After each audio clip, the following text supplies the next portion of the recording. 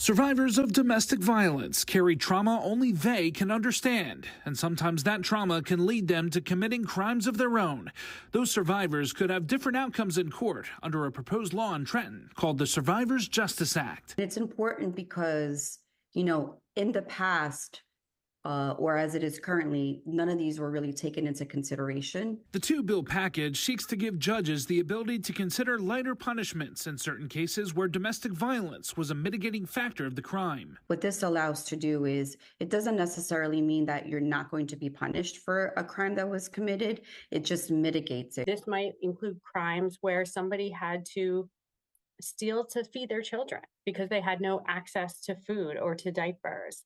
This could be property damage that occurred because the survivor was just trying to defend themselves.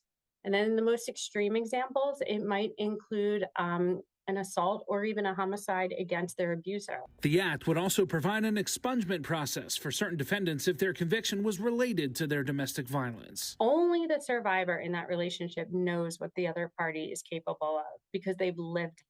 So letting the judge hear all that information, hear that testimony, and understand it when making their decision is so important. And it's something that's missing right now from our laws. Dawn Jackson was a survivor of sexual abuse. In 1999, an altercation with her abuser led to their homicide, and for Jackson, a 30-year sentence. While her sentence would end up being commuted by Governor Phil Murphy last year, she advocates for this legislation to be passed so survivors get a better chance in life.